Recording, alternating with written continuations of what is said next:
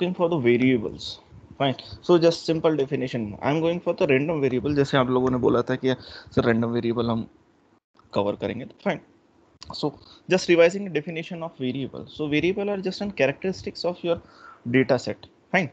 So variable is an any characteristics whose value may change from one object to the another population. Fine. This is good. Now we are having some questions like हमको दो चीजें मिलती हैं. First is variable and second one is observation. ये दोनों चीजें कई बार हमको मिलती है. तो what are this variable and observations? So simply अगर simple definition में कहें तो just like variable is like we can say this column. Simple definition. Fine. Then we can say that observation is like row of your data. Fine. So it contains lots of variables. So or we can say that this is an one instance of your data. For an example, like मैं एक data set बनाने की कोशिश करता हूँ. हम हमारी class का ही बना लेते हैं. Let's say this is an roll number. Then we are having the name important नहीं होता. Then subjects, these are not observation, but yeah, this is age, this is gender, these are the important things.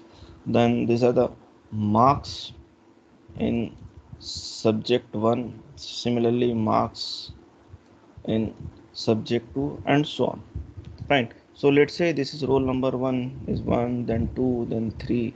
Fine. So these are 3 students. Like fine. So students कौन से हो सकते हैं? Let me check.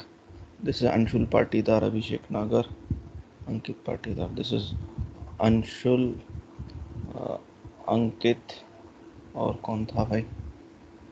Abhishek. So this is these are students. Subjects important नहीं है, हम इसको delete कर देते हैं. Like age, let's say 19. This is again 19. Let's say this is 19. Gender is male. This is male and this is male. मैं एक बच्चा और जोड़ लेता हूँ. Let's say girl देख लेता हूँ. तो हमारे पास Vaishnavi. This is fine. This again 15. So this is female. Marks in subjects, let's say out of 100 he's got hopefully 90. This is let's say hopefully 85. This is again 90. This is again let's say 92. This is like again in subject 78. Then we are having this 80. This is like 90 again. Fine. This is fine. Then this is 75. So when I'm considering this data sets, this is my data set. Fine.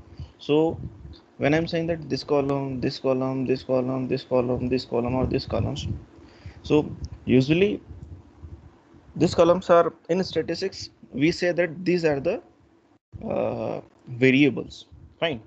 So these are the variables of your data set. Fine. So these are the columns and these are the variables of your data set. So in statistics, we say that these are the variables. When we are going for the machine learning, we'll say these are the features.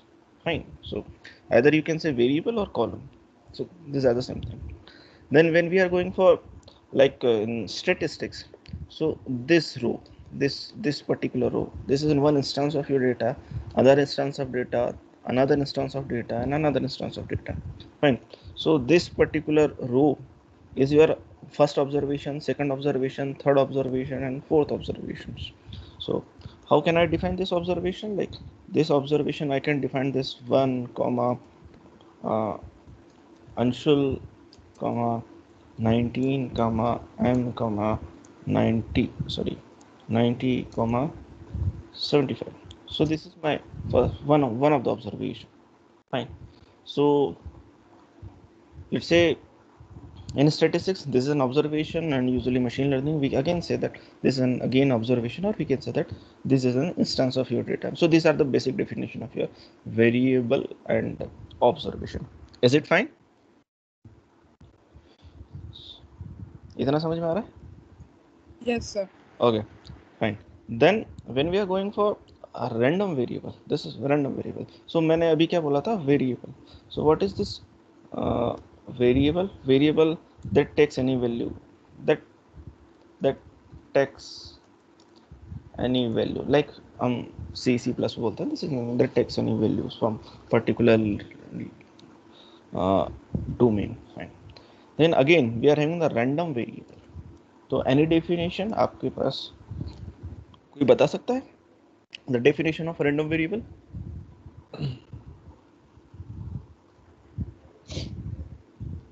Any wild guesses? चलो हम नहीं आता, हम Google पे search करते हैं what is random variable.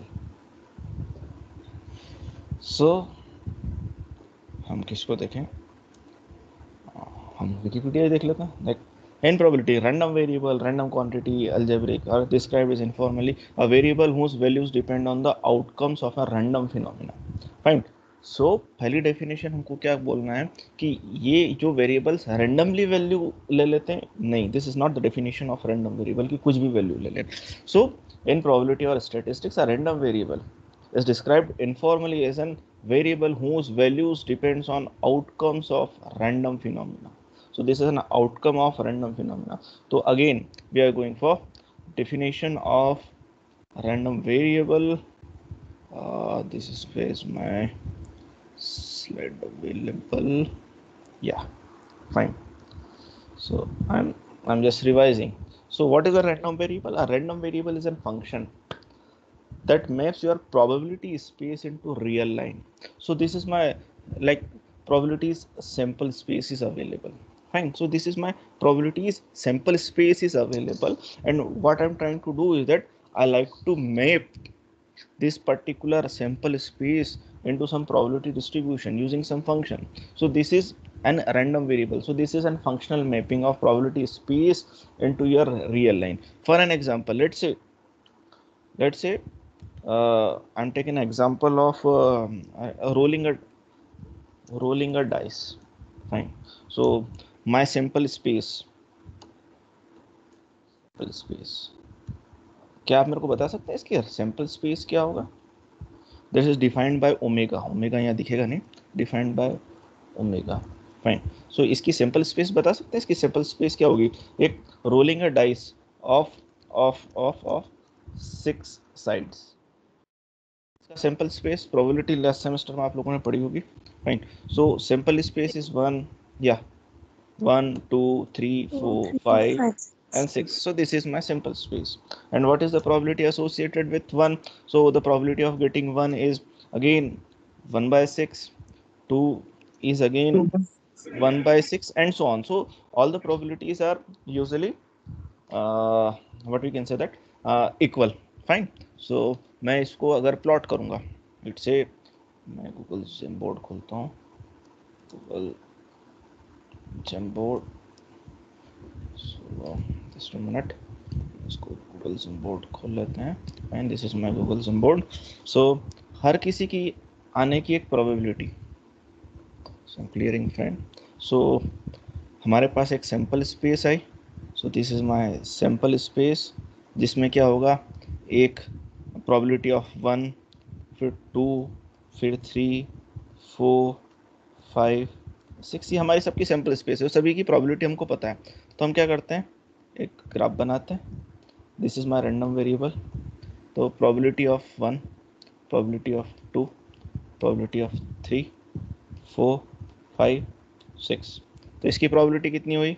Let's say this is 1 by 6, 2 by 6, 3 by 6, 4 by 6, 5 by 6 and 6 by 6. Fine.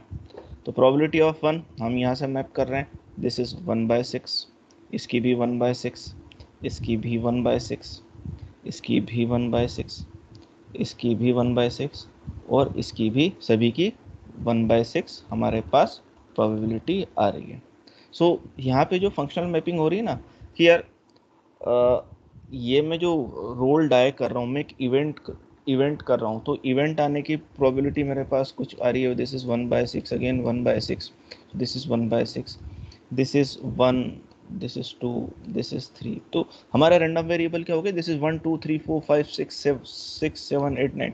So this is N functional mapping. हम क्या कर रहे हैं, फंक्शन, एक कोई फंक्शन होगा जिससे ये वन आ रहा होगा, कोई रैंडम फिनोमिना होगी जिससे ये वन आ रहा है, कोई रैंडम फिनोमिना होगी, कोई एक फंक्शन होगा। फिनोमिना को हम कंप्यूटर साइंस में कैसे रिप्रेजेंट करेंगे, एक फंक्शन से। फाइन, कोई ना कोई एक फंक्शन चल रहा होगा पीछे जिससे वन आ रहा है, कोई ना कोई एक फंक्शन चल रहा होगा जिससे आउटपुट 2 आ रहा है, कोई ना कोई एक फंक्शन चल रहा है जिससे आउटपुट 3 आ रहा है, 4 आ रहा है, 5 आ रहा है, 6 आ रहा है। सो फाइन, सो हमारे पास एक पर्टिकुलर एक मैपिंग आ रही है, उस पर्टिकुलर मैपिंग से हमको क्या चीज़ें मिल रही है, हमको उस पर्टिकुलर मैपिंग से हमको कुछ आउटपुट मिला है, and this output is your random variable. So random variable is an function that maps your sample space into some real values. So this is my random function. Is it fine? हम एक example और ले लेते हैं। This is my function. So again, so this is my particular sample space. यहाँ से किसी आने की प्रोबेबिलिटी मान लो एक बार आई है, तो इसका एक हिस्टोग्राम हमने बनाया। यहाँ पर 2 बार आ रहा है वो पर्टिकुलर आइटम, तो उसकी प्रोबेबिलिटी यहाँ आ रही है। वो आइटम 3 बार आ रहा है, तो उसका हमने हिस्टोग्राम बनाया। तो this is my random variable, this is my X as a random variable. हमारे पास कुछ मैपिंग हो रही है जिससे ये सैंपल स्पेस उठकर यहाँ पे आ रहा है। और what is this? This is the probability of having something event. So this is, if this is undiscrete, then this is an uh, probability mass function. Sorry, depending on your discrete variable or a continuous variable, either it is in probability density function or the probability mass function for the continuous variables and the discrete variables. Right? So this is a probability function, probability distribution. Simple C. This is probability distribution, usually represented as f of x. Fine. Now let's say again, takes an example of rolling a 2 dice. Fine, rolling a 2 dice. So this is my particular sample space. मेरे पास sample space कुछ ऐसे ही होगा। Is it fine?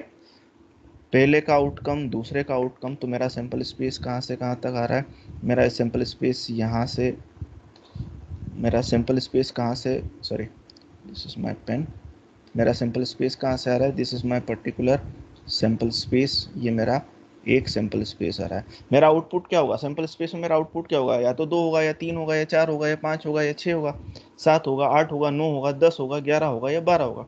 यही हमारा distribution होंगे, यही मेरा sample space है, यही है ना। अगर दो डाइस अगर मैंने रोल करें तो वैल्यूज कहाँ से होगी, 2 से रेंज करेगी 12 तक, मतलब मैक्सिमम 6 या 6 और मिनिमम 1 या 1। So this is my particular sample space.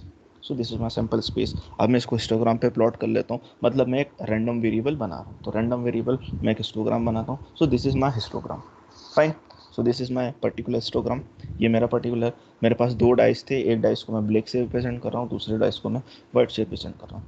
तो 2 आने की प्रोबेबिलिटी कितनी है, दिस इज 1/36, क्योंकि यहाँ इस पर्टिकुलर सैंपल स्पेस में देखें 2 कितनी बार आया है, हमारे पास 36 कॉलम्स है 6 क्रॉस 6 के, तो 2 कितनी बार आ रहा है, 1 बार आ रहा है, तो दिस इज 1/36। 3 कितनी बार आ रहा है, 2 बार आ रहा है, तो दिस इज 2/36। हर एक सेल की होने की प्रोबेबिलिटी कितनी है, this is 1/36।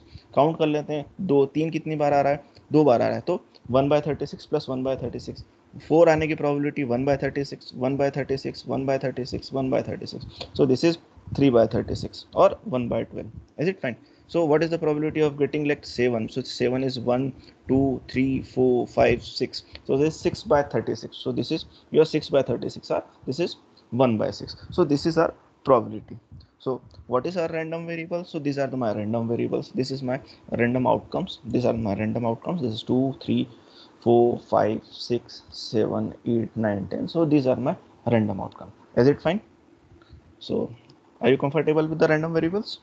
So these are the some phenomena, we are having some phenomena, right? From this particular phenomena we'll get some output, and these outputs are usually known as the random variables. So these are the outputs of some random phenomena, or like some functions we are getting, like when we are rolling and dice, then we'll get some values over here. So these values are your random variables, right, from some particular process. Is it fine? Shall I continue? Yes, sir. Okay, Yes, fine. Yes, Then sir. yeah, then we'll moving for the expectations and variance of your particular data. So let's say we are considering the expectation of data. Don't go for this particular slide over there. Just focus on what is the expected value of the sum of rule of two slides. छोड़े, हम इसको अभी छोड़ते हैं यहाँ पे, हम वापस वन डाइस के एग्जाम्पल पे आ जाते हैं. So I'm discarding all those values. मैं वन डाइस के एग्जांपल पाता हूँ। तो मेरा आउटकम आ रहा है, देखिए इसकी प्रोबेबिलिटी आ रही है 1/6, इसकी 1/6, इसकी 1/6, इसकी 1/6, इसकी 1/6 और इसकी 1/6। तो ऑन एन एवरेज कुछ भी वैल्यू आए तो मेरे पास इस पर्टिकुलर प्रोबेबिलिटी डिस्ट्रीब्यूशन का एवरेज कितना होगा। सभी की 1/6 है तो 1/6 plus 1/6 plus 1/6 plus 1/6 plus 1/6 plus 1/6 is your by 6. So this is equals to 1/6. Is it fine? इसकी probability, this is expectation of your probability distribution. So what is the expectation? Expectation is just a mean of your distribution. Fine. Simple definition बोलें तो what is the expectation of this probability distribution? So expectation को हम 2 या 3 तरीके से represent कर सकते हैं। ये हमारे पास बहुत सारे moments होते हैं। तो expectation का first moment क्या, sorry, एक्सपेक्टेशन का फर्स्ट मोमेंट क्या हुआ, हर एक्सपेक्टेशन का मोमेंट होता है। तो फर्स्ट मोमेंट क्या हुआ, first moment is your mean, second moment is your variance. उसके आगे भी होते हैं, स्क्यूनेस होता है, then third is skewness, fourth is जैसे हाइट, मैं उसका नाम भूल रहा हूँ। So we are having lots of moments available. Fine. So first moment expectation का क्या हुआ, this is mean. So how we can write expectation of some data, this is expectation of my data, this is my random variable, let's say x। और जब हम expectation निकाल रहे हैं तो you must show this अगर किसी भी का भी expectation निकाल रहे हैं तो वो random variable ही होगा। constant का expectation क्या होगा, constant का expectation तो वही होगा। let's say constant value हो गई 4, ये कांस्टेंट वैल्यू है। तो अब ये कांस्टेंट वैल्यू है, अब ये कांस्टेंट वैल्यू का मीन कितना होगा, 4। Mean of 4 is 4। हाउ, जैसे sum of all values upon number of values 1। So this is equals to 4। Then why we are going for the expectation because this random variable, we are having random variable. So अब ये particular जो random variable है, ये random variable क्या क्या values ले सकता है। देखो यहाँ रैंडम वेरिएबल कितनी वैल्यूज ले रहा है, यहाँ से कुछ भी वैल्यूज ले सकता है, ठीक है। तो रैंडम वेरिएबल वेरीज, उसकी वैल्यूज जो होती हैं वो वेरी होती है। फाइन। सो इसकी वैल्यू वेरी होती है, तो हम ये देखना चाहें कि यार उसकी वैल्यू वेरी हो रही है तो वो कितना आएगा। Let's say for an example your attendance, let's say attendance of Anshul. Fine. so let's say in month of we can say that April, उसकी अटेंडेंस है लेट्स से 90%। देन मंथ ऑफ मई, उसकी अटेंडेंस है let's say 85%। In month of June, this are the random, कोई phenomena होगी let's say 95%। तो this कोई particular phenomena होगी जिसके कारण वो 90% आ रहा है, किसी में 85% आ रहा है, किसी में वो 95% आ रहा है, तो फिनोमिना। सो इसकी वैल्यू वेरी हो रही है। अब जब इसकी पर्टिकुलर एक वैल्यू वेरी हो रही है, so this is attendance, so this is my column. तो what is the expectation of, हम क्या बोलेंगे, expectation of attendance, expectation of attendance of Anshul. तो हम क्या करेंगे उसको, हम करेंगे this is 90 plus 85 plus 95। Fine. Then क्या करेंगे, उसको डिवाइड करेंगे 3 से। This is good. सो उस हमारी एक्सपेक्टेशन आ जाएगा। तो एक्सपेक्टेशन कितना आ जाएगा इसका, this is 90% attendance, on an average की अटेंडेंस 90% है। Fine, this is good. अब दिक्कत क्या है, अब देखें दिक्कत ये हो रही है कि यार ये जो अप्रैल था इसमें तो 30 दिन थे, ये जो मई था, मई में तो 31 दिन थे, और जो जून था उसमें फिर 30 दिन थे। तो डिफ़िकल्टी तो है क्योंकि ये सभी बराबर नहीं है। तो हमको क्या करना चाहिए था, हमको तो वेटेड एवरेज लेना चाहिए था इन सभी का, like 30 × 90 plus 85 × 31 + 95 into 30 upon 30 plus 31 plus 30, ऐसे ही कुछ निकलना चाहिए था। या हम इसको बोलते हैं कि what is the probability of this having particular this attendance of this particular value then particular value and this particular value. तो हम क्या कर सकते थे, हम उसका एक्सपेक्टेशन निकालते हैं।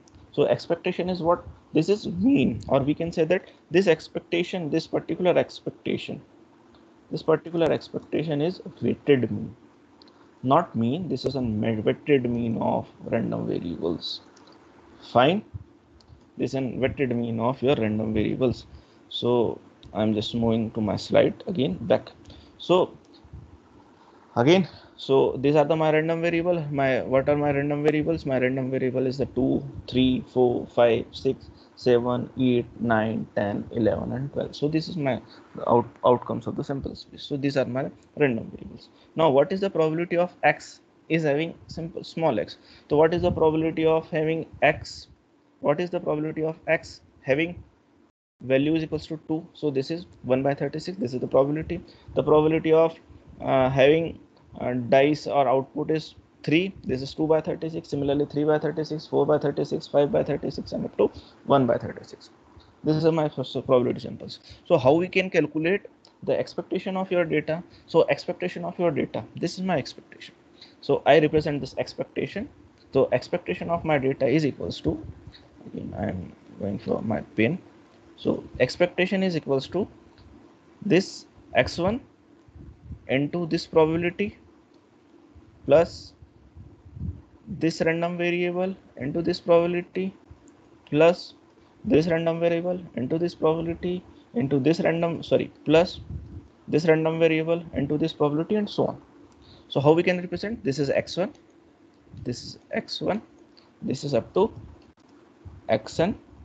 So this is x1 into px1, this is x1 into this is probability of px1 into x2 into px2 into x3 into px3. So this is expectation is equals to x1 into px1 plus up to, this is xn, भूल गया. So this is xn is equals to xn into p probability of x, where x equals to xn.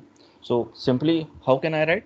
Like we are iterating from I equals to 1 to n. I am iterating this I equals to 1 to n. This is smaller form. I can write x equals to 1 to n. This is xi into pxi. So this is how we can go for the summation. We can use summations. Fine. So calculating. So this expectation is just like your mean. So we can represent this is equals to mean. So we are representing this is a mean. Fine. So this is when we are represent like this is a mean. So this mean is like your population mean. Fine. So this mu is equals to. So we can calculate 2 into 1 by 36 plus 3 into 2 by 36 plus 4 into 3 by 36. So like you can go like you can get here 2 into 1 by 36. Again this is 12 into 1 by 36. So we are calculating value. So इसका LCM ले ले तो this is 36. Then we can get 2 into 6 plus 12 plus 20 then 30 then 42 then 40 then 36 then 30 then 22 and this is 12. So we'll get the expectation is equals to 7. So this is my expectation of data. मेरा data कहाँ लाई करेगा, तो मेरा data कहाँ लाई कर रहा है, this is my expectation. And we can go like you can check this is an expectation of your data. हमारा पास एक नॉर्मली डिस्ट्रीब्यूटेड करवा रहा है और हमारा डेटा कहाँ लाई कर रहा है, this is my like this is not right skewed data और left skewed data, this is not skewed data, this is uniform data. So uniform data में हमने देखा था mean equals to mode equals to mean. Fine, mean equals to mode equals to median. तो हमारे पास सारा data कहाँ आ रहा है. So this is your expectation कि मैं अगर फेंकूंगा तो मेरे पास सबसे ज़्यादा आने की प्रोबेबिलिटी कितनी है, 7 आने की probability. So this is my expectation of my data. Is it fine? This is an expectation of this particular probability distribution. ठीक है, फाइन. देन अब हम बात करें कि ये यहाँ से कितना फैला हुआ है, यहाँ से इसकी वेरिएबिलिटी कितनी फैली हुई है. सो अगेन हमको तो ये देखना पड़ेगा ना कि अगर इसने ऐसा डिस्ट्रीब्यूशन फैलाया है, हम तो मीन आ गया, पर यहाँ से ये कितना फैला हुआ है और यहाँ से ये कितना फैला हुआ है, तो we have to check the dispersion, either we can go for range और डेविएशन। सो हमने लास्ट क्लास में देखा था, we are going for range and deviation. तो रेंज के साथ डिफिकल्टी ये थी कि वो मिनिमम वैल्यू लेता है, मैक्सिमम वैल्यू लेता है, इंटरमीडिएट वैल्यूज लेता ही नहीं है। तो हम क्या करते हैं, डेविएशन यूज़ करते हैं। तो डेविएशन में हमारे पास हम डिस्पर्शन कैलकुलेट करते हैं, तो डेविएशन में हम वेरिएबिलिटी इंक्लूड करते हैं। तो हमारे पास दो चीज़ें हैं, either we can go for variance और द स्टैंडर्ड डेविएशन। फाइन, तो हमने वेरिएशन और स्टैंडर्ड डेविएशन हमने कुछ देखा भी था लास्ट कुछ क्लासेस में। दिस इज़ योर हम जो वेरिएंस इंक्लूड करने की कोशिश कर रहे थे, this is my particular standard deviation. तो variance standard deviation is equals to under root of variance, तो हम वेरिएंस कैलकुलेट करते हैं।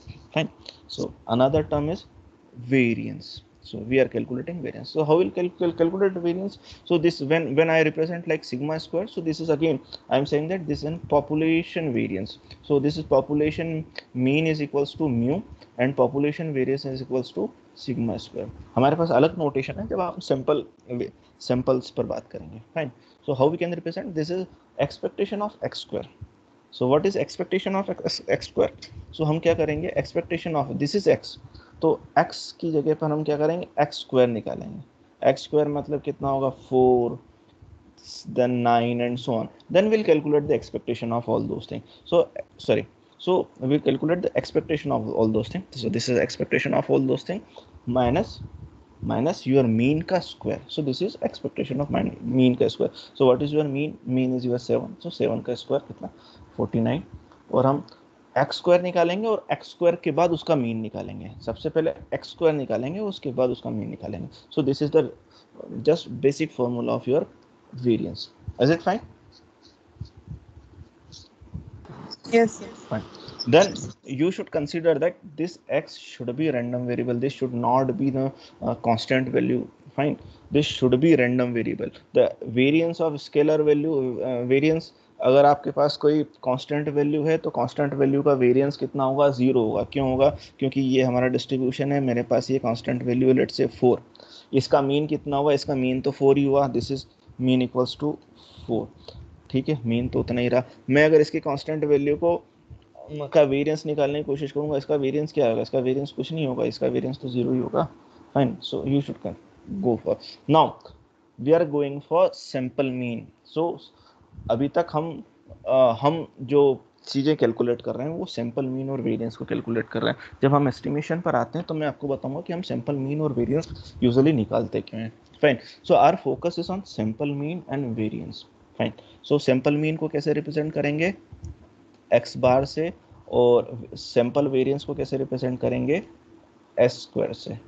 तो नोटेशन अलग, this is population mean, this is population variance, this is sample variance, and this is your sample mean. So my sample mean is like x bar, this is my x bar। मैंने एक sample लिया x1, दूसरा sample लिया x2, up to मैंने कितने sample लिए, मैंने n samples ले लिए, तो this is my n number of samples. So this my n number of samples upon n, so this is my samples. Fine, this is my samples. अब हम इसका एक्सपेक्टेशन ले लेते हैं, तो दोनों तरफ से कि मेरे इस पर्टिकुलर रैंडम वेरिएबल से मेरे इसकी एक्सपेक्टेशन, मतलब ये लाई कहाँ करेगा। हमारे पास बहुत सारे मीन्स हैं, ठीक है, तो इन बहुत सारे मीन्स में से ये मीन हमारा लाई कहाँ करता है, तो लाई कैसे करेगा, तो हम इसको एक्सपेक्टेशन ले लेते हैं दोनों तरफ से, इधर भी एक्सपेक्टेशन लेते हैं, इधर एक्सपेक्टेशन लेते हैं। तो what is the expectation of your x bar, हम सीधी सी बात है ना, तुम्हारी एक्सपेक्टेशन क्या है, तो what is the expectation of your x bar, तो this is expectation of x1 plus x2 up to xn। Fine, this is expectation of x1। This is constant value, constant value को मैंने बाहर ले लिया, तो मैंने जैसे ही कांस्टेंट वैल्यू को बाहर ले लिया तो this comes 1/n। Then this is expectation of x1 plus x2 plus up to xn, क्योंकि ये तो कांस्टेंट वैल्यू थे और मल्टीप्लीकेशन में थी। फाइन, सो मल्टीप्लीकेशन में थी, तो मैं इसमें एक और चीज़ बता देता हूँ, like expectation of let's say this is my constant, this is my, let's say, x, expectation of constant value into random variable is equals to any constant value into expectation of x. This is good. Now let's say I am calculating the variance of any constant value into some random variables, this is equals to, क्योंकि ये second moment है तो यहाँ values square में होती है, तो हम यहाँ क्या करेंगे, this is equals to a square into variance of x. Fine, so ये प्रॉपर्टी आप उसकी याद रखें again. So now this is expectation, ये थोड़ा सा मैंने गलत लिखा fine. So this is expectation of x1, तो हम क्या कर सकते थे, हम इसको ब्रेक कर लेते हैं, यहाँ से हम इसको ब्रेक कर लेते हैं, ये थोड़ा सा गलत है। सो दिस इज, इसको हम ये लिखते हैं 1/n into expectation of x1 plus up to expectation of xn। Fine, so expectation of x1 plus expectation of x2, मैं इसको ऐसा लिख सकता था, this is again expectation of x2 और this is plus then expectation of xn। मुझको ऐसा लिखना था, रात को नींद में मैं ढंग से लिख नहीं पाया। Fine, so this is expectation of x1 plus expectation of x2 plus extend. Since अब हम क्या बोल रहे हैं कि this X's are identically distributed, मतलब हमने जब सैंपल लिया था तो हमने फेयर चांस लिया था, और फेयर चांस में हमने ये बोला था कि सबके होने की प्रोबेबिलिटी इक्वल है, तो हमने जो डेटा हमने वहाँ से निकाला था उसका डिस्ट्रीब्यूशन भी, प्रोबेबिलिटी डिस्ट्रीब्यूशन भी सेम है। तो जब उनका प्रोबेबिलिटी डिस्ट्रीब्यूशन सेम है तो सभी का मीन भी कितना होगा, सेम होगा। तो let's say expectation of x1 is equals to expectation of x2 up to expectation of xn is equals to mu, तो हमने यहाँ लिख दिया this is mu, this is mu two, इन सभी का सम करेंगे तो दिस इज हम इसका सम कर भी लेते हैं, तो इनका सम क्या होगा, like n mu, we are going for this n mu, तो दिस इज n म्यू, या ये कट जाएगा। Fine, so this is n mu, तो n से n यहाँ कट गया, ये n से n आपका कट गया, so this is expectation of x bar is equals to your mu. तो हमारा क्या होगा, हमारा कहने का मतलब ये है कि आपकी जो पॉपुलेशन का मीन होगा वही आपके सैंपल का मीन होगा, तो population mean is equals to your sample mean. Is it fine?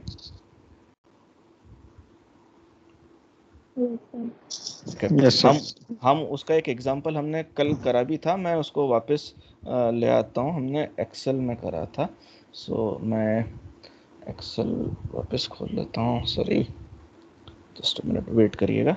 सो मेरी पॉपुलेशन थी दिस इज 1, दूसरा पॉपुलेशन थी 2, तीसरा पॉपुलेशन 3, मैं इसका मीन निकाल लेता हूँ, ये मेरी पॉपुलेशन थी, इसका मीन हम निकाल लेते हैं यहाँ पर।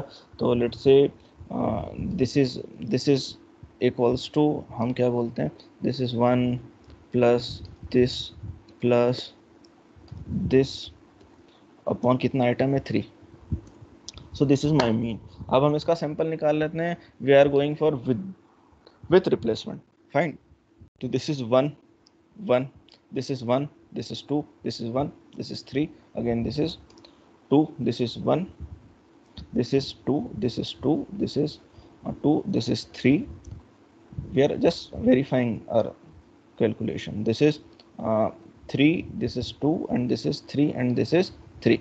So हम इसका यहाँ मीन निकाल लेते हैं, तो हम यहाँ से एवरेज निकाल लेते हैं, this is average of this particular item, सो इसका मीन इतना, इसको हम यहाँ खींच लेते हैं, तो सभी का मीन आ गया, 1 + 2 का 1.5 हो गया, है ना, इसका मीन हमारे पास कितना हो गया, 2 हो गया, एंड सो ऑन, तो इसका मीन, ये सभी का मीन हो गया, this is like we are saying that this is x1 bar, this is x2 bar and so on. तो हम अब सारे मीन का एक बार और मीन निकाल लेते हैं, तो सारे मीन का एक बार और मीन निकाल लेते हैं, तो यहाँ से मैं एवरेज और निकाल लेता हूँ।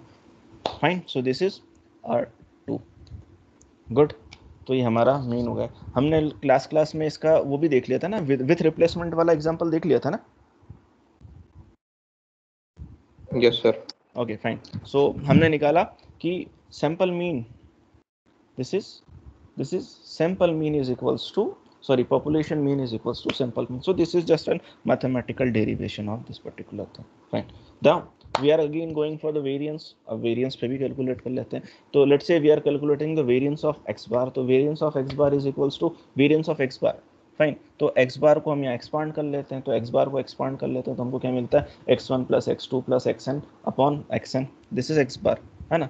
तो ये x बार था, तो x1 plus x2 plus x3 plus xn का बार हमारे पास, ये हमारे पास इसका एवरेज आ गया। So this is my mean ना। So we are calculating the mean. अब हम इसको यहाँ लिख लेते हैं वेरिएंस ऑफ, इसको थोड़ा सा अलग अलग कर लेते हैं, variance of 1 upon n into x1 up to 1 upon n into nxn। अब मैंने आपको बताया था कि मल्टीप्लिकेशन ऑफ वेरिएंस हम यहाँ पर्टिकुलर इसमें देते हैं, variance into some constant into random variable is equals to a square into variance of x। तो हम यहाँ पर आ जाते हैं। सो ये कांस्टेंट वैल्यू क्या हो गई, वेरिएंस के बाहर हो गई, तो this is 1 upon n square into variance of x1 plus up to 1 upon n square into variance of xn। Is it fine? इतना समझ में आया? Yes, sir. Fine. Yes, Now sir. again we are saying that these xis are distributed identically। हमने सभी को एक same process से निकाला था, तो सभी का डिस्ट्रीब्यूशन सेम था। तो जब सबका डिस्ट्रीब्यूशन सेम था तो सभी का मीन भी सेम था और सबका वेरिएंस भी सेम था।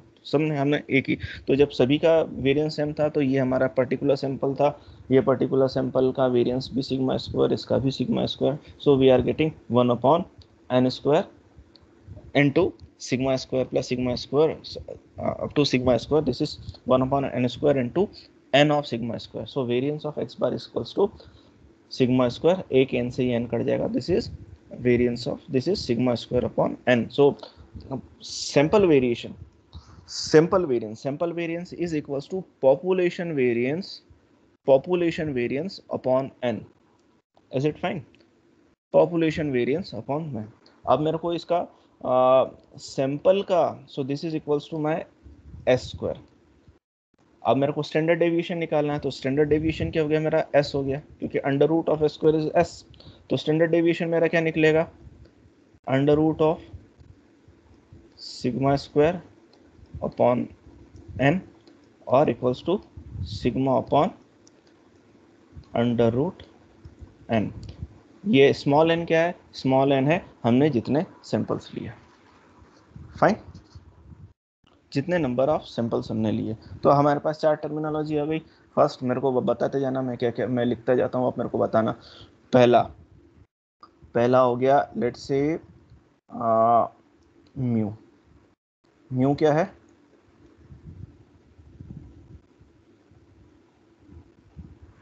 म्यू क्या है भाई,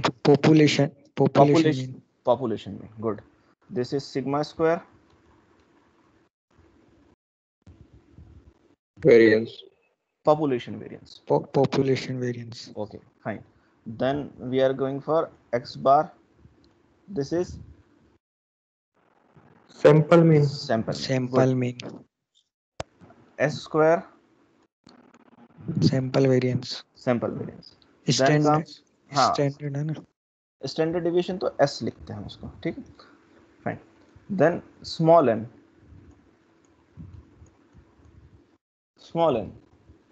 Number of samples. then capital N,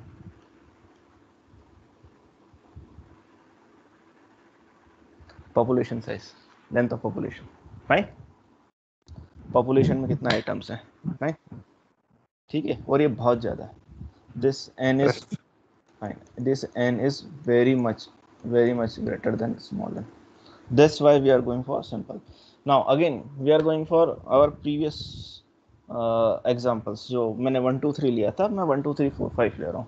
so just we are calculating, so we are going for samples with replacement। तो samples with replacement मेरे पास आ गया, तो samples with replacement कितना आ गया, like this is 1 1 1 2 1 2 1 3 1 4 1 5, और उसका मैंने मीन भी यहाँ पे निकाल लिया, दिस इज फाइन। सो ये मीन निकल गया। जरा मेरे को पहले पॉपुलेशन का मीन निकाल के बताओ यार, पॉपुलेशन का मीन क्या है, मेरे को कैलकुलेट करके बताओ यार जरा पहले, इस पॉपुलेशन का मीन कितना होगा। This is 1 + 2 + 3 + 4 + 5, so this is upon this is 5, so 1 + 2 + 3, this is 10 plus, so 1 + 2 + 3 + 4 is 10 + 5, so this is 15 on 5, so population mean is 3। good। now variance कैसे निकालोगे, 3 minus 1 whole square plus 2 minus 1 whole square plus 3 minus 3 whole square plus 4 minus 3 whole square plus 5 minus 3 whole square upon number of samples equals to 5. So कितना आया sample में? तो variance निकाल के बताओ जरा, सैंपल वेरिएंस फॉर्मूला तो मैंने बोल ही दिया है. How do you calculate variance? 3 minus 1 square, this is 4, plus 3 minus 2 square, this is 1, this is 5, then 3 minus 3 कितना हुआ? कैलकुलेट करो. नहीं कर पा रहे, मैं लिखता हूँ. चलो, दिस इज मीन. तो 3 minus 1, 3 minus 1 कितना हुआ? 2. So 10 upon number of samples कितने थे? 5. So my variance equals to 5. हमने लिखा था ना x minus mu, this is xi minus mu का whole square upon n. So x1 minus mu square plus x2 minus 2. So this is like 3 minus 1. This is 3 minus 1 का whole square. So this is 4 plus the 3 minus 2. This is 1. 1 का whole square 1. Similarly 3 minus 3 0. Then 4 minus 1 का whole square. This is 1 plus this is 5 minus 3. So this is again 4 upon number of samples 5. So this is equals to 10 by 5. This is equals to 2. So shall we calculate? Yeah. This is our population mean. So population mean is your mu equals to 3 and sigma square is equals to 2. Is it fine? इतना समझ में आया आप लोगों को? Yes, sir. Good. Yes, sir. Then what is the sample mean? जरा 3. इसको calculate. 3 कैसे? Sir, In sample mean equals to से वो पॉपुलेशन मीन. Very good. या तो एक तरीका ये है कि इन सभी को कैलकुलेट कर लें और इसका एवरेज निकाल लें. तो ये जितने वैल्यूज है 0.25 कर लें, तो वो तो गलत तरीका है. तो let's say sample mean equals to population mean equals to 3. Then what is the sample variance? Sample variance 2 ही होगा ना? 2 ही होगा. कैलकुलेट Yes, करें. sir. So s square equals to sigma square upon n. तो सैंपल कितने थे हमारे पास? 2. सैंपल्स की लेंथ कितनी थी? 2. तो सैंपल के कितने हो गए? 1 1 या 1 2 1 2 3. तो हमारे पास स्मॉल n कितना हो गया? 2. तो sigma square equals to 2 upon 2 equals to 1. So this is my sample variance. Is it fine? इतना समझ में आया? Yes, sir. Okay fine, good. Now we are going for the estimation. अब यहाँ से चीज़ें थोड़ी सी टफ पड़ती हैं, तो ध्यान देना. Fine. So what we are trying to do, मैं बेसिक चीज़ समझा देता हूँ. सबसे पहले ये होता है कि ये तो मेरा बहुत छोटी पॉपुलेशन थी, है ना. हम सैंपल क्यों निकालते थे? बेसिक डेफिनेशन क्या थी? हम सैंपल क्यों निकाल रहे थे? हम सैंपल इसलिए निकाल रहे थे क्योंकि हमारे पास पॉपुलेशन बड़ी थी. उस पॉपुलेशन पर हम काम नहीं कर सकते थे, इसलिए हम सैंपल निकालते थे. और फिर हम क्या करते थे कि जो सैंपल का डिसीजन होगा वो सभी का डिसीजन होगा. जैसे हमारे पास अभी आज पोल्स की काउंटिंग चल रही है, तो सभी ने एग्जिट पोल्स करे थे, सभी ने ओपिनियंस पोल करे थे. तो उन्होंने छोटा छोटा सैंपल लिया था, और वही जो सैंपल के जो पैरामीटर्स थे, उसी सैंपल के पैरामीटर्स को उन्होंने क्या माना था? पॉपुलेशन के पैरामीटर माना था. तो हम क्या कर रहे थे? सैंपल्स पे जो हमने पैरामीटर निकाले थे, उससे वो स्टैटिस्टिकल इन्फ्रेंस निकाल रहे थे. क्या कर रहे थे? स्टैटिस्टिकल, सिंपल सी बात है, वो स्टैटिस्टिकल इन्फ्रेंस निकाल रहे थे. मतलब वो कुछ चीज़ें एस्टिमेट कर रहे थे या वो कुछ कंक्लूड कर रहे थे. फाइन, चीज़ समझ में आई मैं एस्टिमेशन पर क्या बात कर रहा हूँ. So in statistical inference, so this statistical inference always focus on drawing conclusion about one or more parameter of population. Fine, like sample mean, like population mean, like population variance or population's opinion towards something and something. So हमारे पास जो भी था. Fine. So if samples draw some conclusion, then we can say that your whole population draws this conclusion.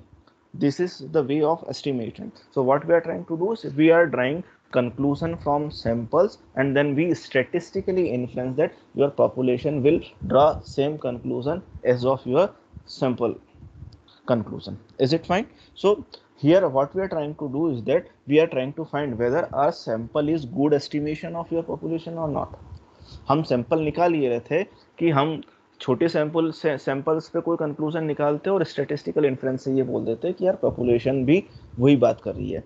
तो अब हमारे estimation का क्या basic idea था? हमारा एस्टिमेशन का आइडिया ये था कि we are trying to find whether our sample is good और not, our sample is providing good estimate of population और नॉट। Is it fine? इतना समझ में आया कि हम क्यों एस्टिमेट निकाल रहे हैं और हम क्यों सैंपल निकाल रहे हैं? No response. Yes, sir. Okay. Yes, Yes, sir. Thank you. So an important point of this particular process is obtaining the estimate of your particular parameters. So we are trying to find out the different parameters. So we are having lots of parameters are available for your population. Like, so we are focusing here only on the mean and variance, and then we'll go for the sufficiency metrics and so on. So fine. So our focus is on like mean and variance. Mean or standard deviation or mean or variance. So this is good. So our parameter of interest is here is mean and variance. Is it fine? So जो हमने sample mean निकाला था क्या वो सही है? क्या हमने सैंपल वेरिएंस निकाला था क्या वो सही है? कई बार हो सकता है कि हमने सैम्पलिंग सही नहीं करी थी, और जब सैम्पलिंग हम लोगों ने सही नहीं करी थी तो मे बी प्रॉब्लम की वो जो सैंपल था वो आपकी पूरी पॉपुलेशन को रिप्रेजेंट कर रहा है या नहीं कर रहा। So we are trying to find out whether this is good estimate और not. So suppose that we want to obtain the point estimate. Fine. So मैं पॉइंट एस्टिमेट की डेफिनेशन पर भी आता हूँ।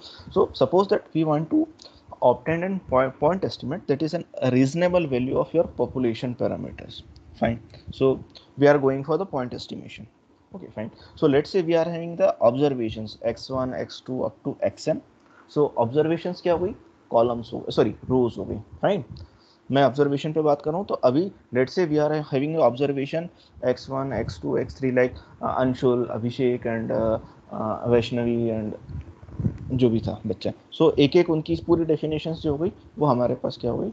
This are my observations. So any function on the observation or your statistics is random.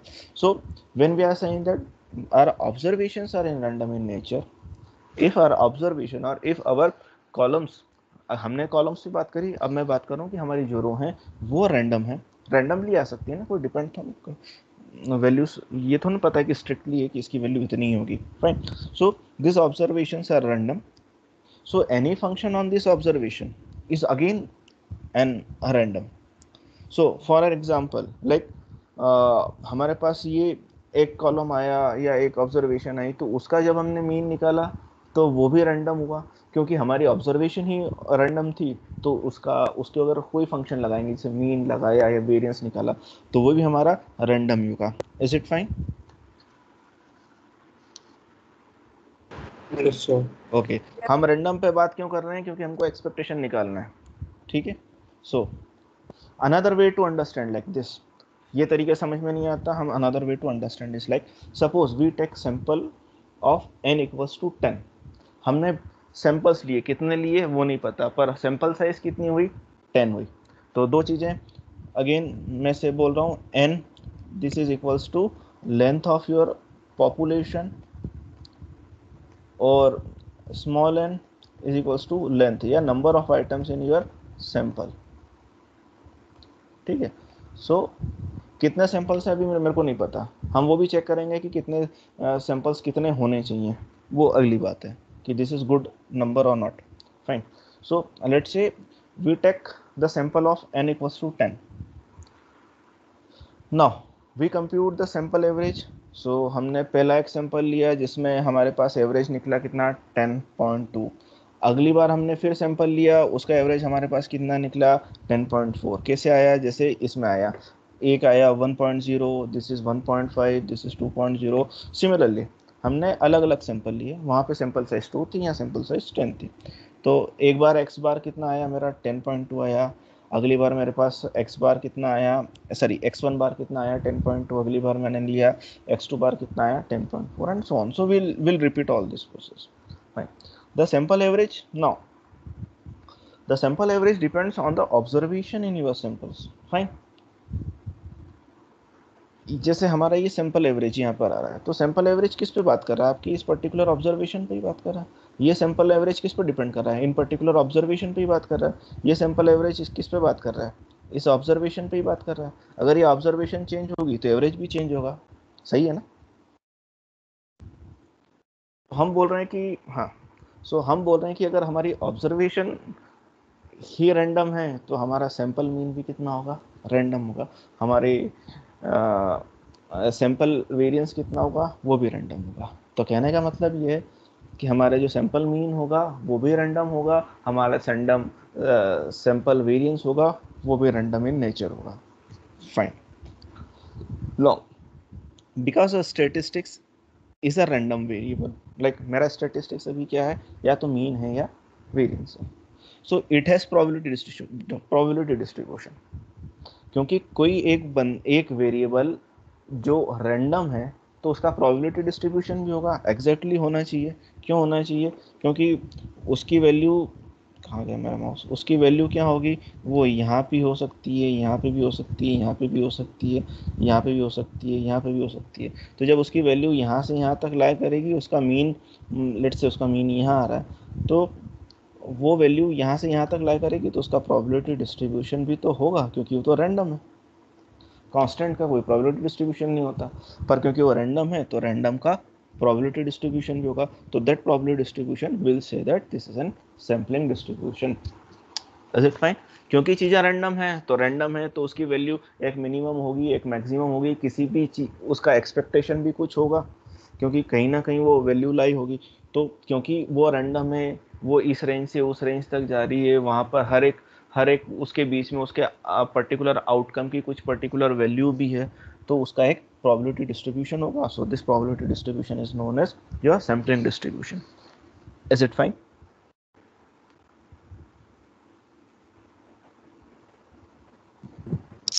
Yes sir. Okay, जहाँ समझ में नहीं आए वहाँ रोक लेना, क्योंकि आप लोगों ने डिस्ट्रीब्यूशन ढंग से नहीं पढ़े, प्रोबेबिलिटी आप लोगों ने ढंग से नहीं पढ़ी, मेरे को 100% पता है। फाइन।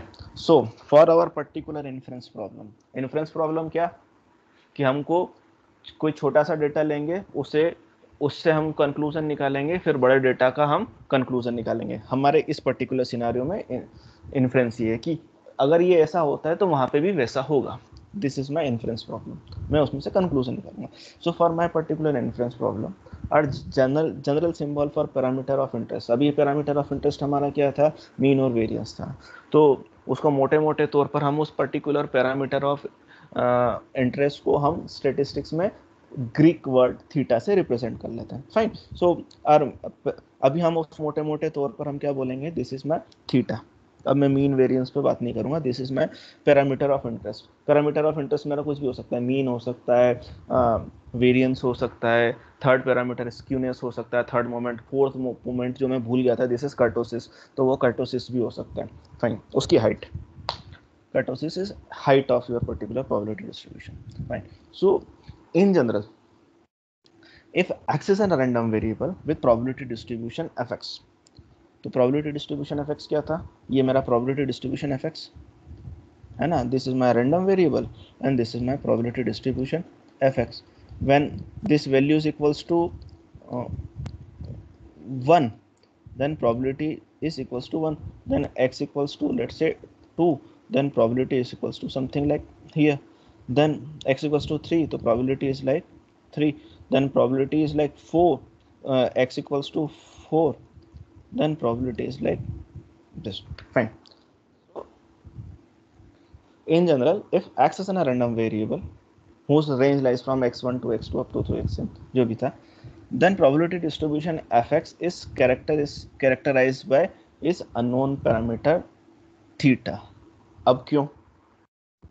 क्योंकि probability distribution जो है एक रैंडम वेरिएबल है x, this is random variable x, उसका कोई probability distribution है, ये probability distribution है। लेट्स से दिस इज मल्टी मॉडल, नहीं छोड़ो, हम यूनी मॉडल पे ले लेते हैं। उसका एक probability distribution है ये वाला, ठीक है, दिस इज x।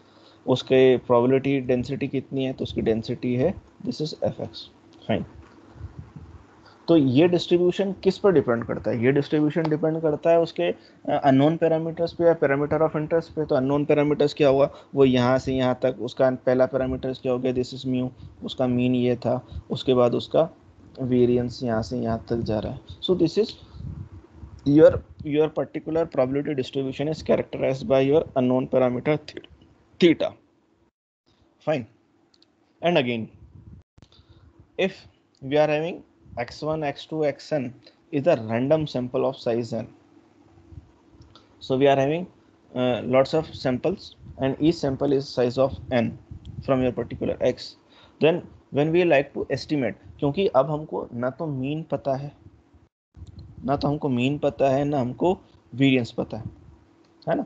जैसे मैं आपसे पूछूं कि एक सिंपल्स था कि what is the average age of all those persons who voted for Narendra Modi, क्या आप बता सकते हैं?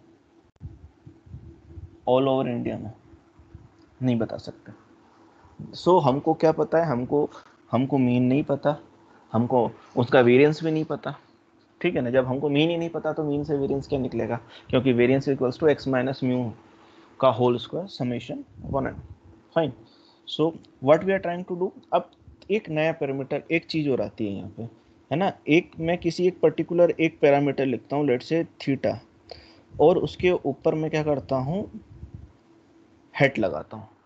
इसका मतलब ये है कि मैं उस पर्टिकुलर चीज को एस्टिमेट करने की कोशिश कर रहा हूँ, मैं उसको प्रिडिक्ट करने की कोशिश कर रहा हूँ, है ना। मैं उसको आइडेंटिफाई करने की कोशिश कर रहा हूँ हमारे मैथमेटिकल कैलकुलेशन से। So what we are trying to do is that we are estimating our unknown parameters, we are estimating or we are predicting. So this head, it means that we are predicting values. Fine. So we are, याद रखना, this is predicted values, क्योंकि आपको machine learning में भी ये काम आएगा, आपको डीप लर्निंग में भी ये काम आएगा, आर्टिफिशियल इंटेलिजेंस में काम आएगा। Fine.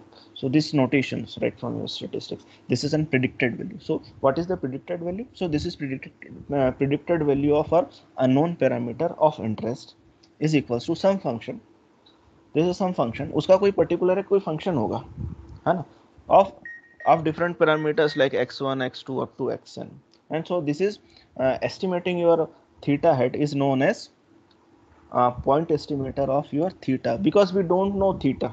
Like I like to find out what is the mean of your particular data, है ना। मेरा पॉइंटर कहाँ गया, ये मेरे को मीन नहीं पता। तो जब मेरे को मीन नहीं पता तो मैं क्या करूँगा, मैं उस मीन को एस्टिमेट, मेरे को म्यू नहीं पता तो मैं क्या करूँगा, म्यू को एस्टिमेट करने की कोशिश करूँगा।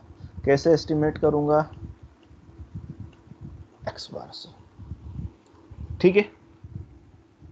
सो ये एक्स बार कैसे निकला, कोई ना कोई एक पर्टिकुलर फंक्शन होगा, ये पर्टिकुलर फंक्शन से मेरे पास ये एक्स बार निकला।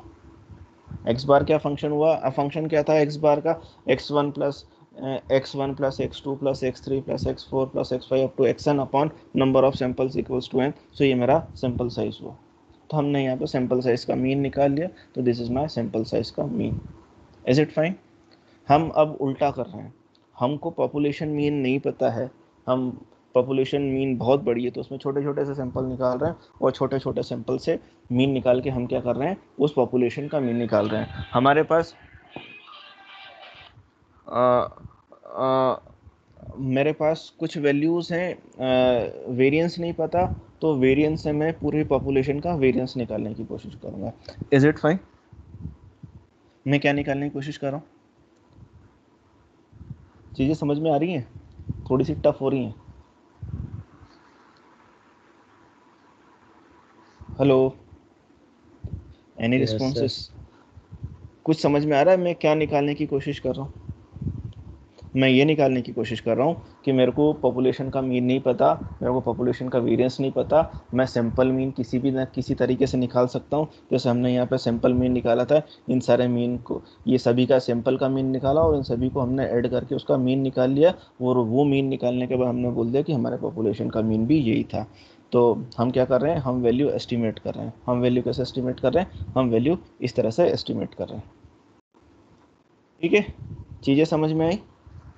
हम क्या करने की कोशिश कर रहे हैं, इस वीडियो को थोड़ा सा बाद में जब मैं डाउनलोड अपलोड करूंगा उसके बाद एक दो बार और समझना है, चीज़ें थोड़ी सी टफ है. So definition of your point estimate is a point estimate of some population parameter theta. We are going for the population now, so we are point estimating the population parameter theta, that might be mean, variance or something uh, other variable, is single numerical value of your theta hat of your statistic.